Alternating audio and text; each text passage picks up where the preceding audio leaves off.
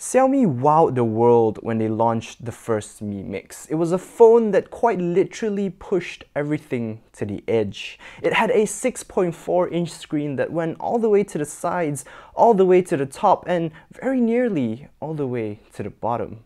Its bezels were so small that there wasn't space for an earpiece, so Xiaomi just made the whole screen vibrate to produce sound. It was a fascinating device and one the world hadn't quite seen before. So, when the company said that they were making a Mix 2, I just had to come and check it out. Now, after spending some time with it, I have to say that although I think it's a much better smartphone, I don't think that it's necessarily a better mix. I'm Rory from searchandchow.com and these are my first impressions of the Xiaomi Mi Mix 2.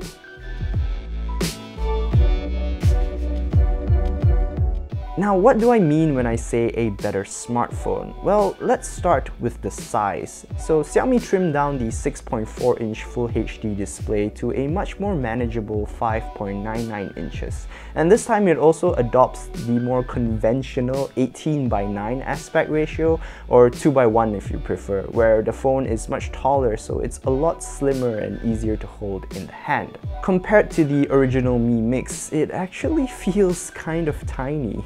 So Xiaomi also changed up the way they built the smartphone. Instead of that fully ceramic body, you get a ceramic backplate with an aluminum frame. So the frame is rounded out, so it's a lot nicer and a lot easier to hold in the hand. And I also think it's a little bit less slippery, which will be very nice for those who have ever used a Mi Mix. But that's not all. Xiaomi also beefed up the internal specs so that it's more in line with the 2017 crop of flagships. So you get a Snapdragon 835 processor, you get 6GB of RAM, and you get 256GB of internal storage.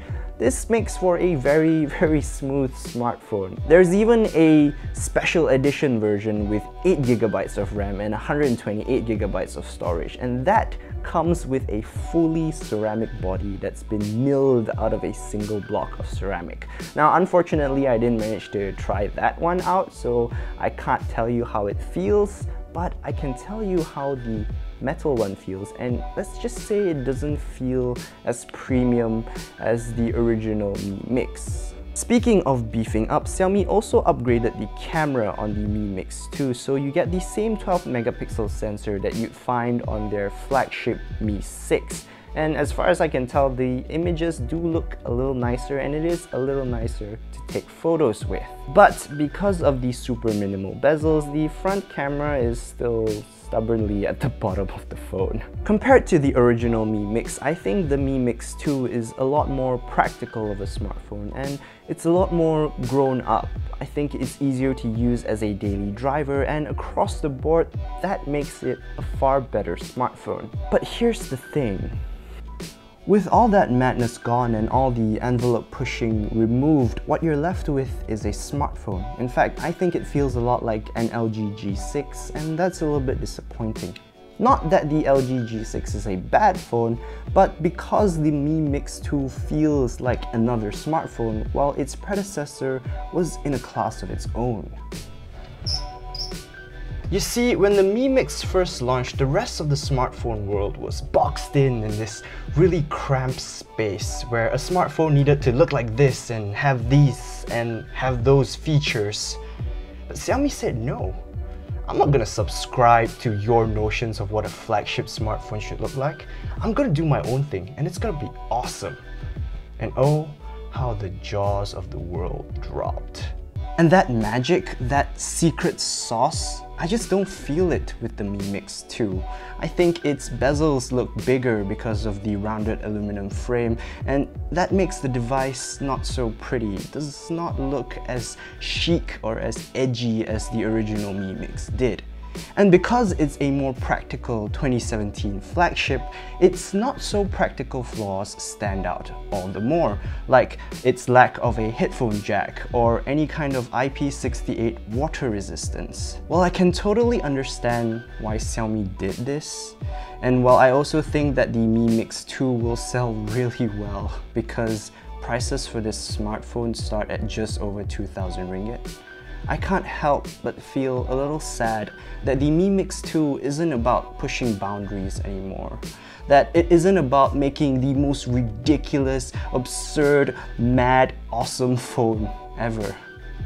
I also can't help but feel a little sad that the magic that earned the Mi Mix's place in our hearts seems to have been sidelined this time around.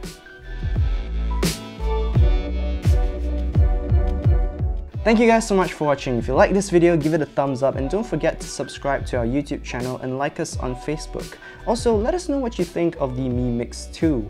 And if you want to know what kind of gear we use, I'll drop them in the video description so you can go check that out. Until next time, this is Rory. See you guys.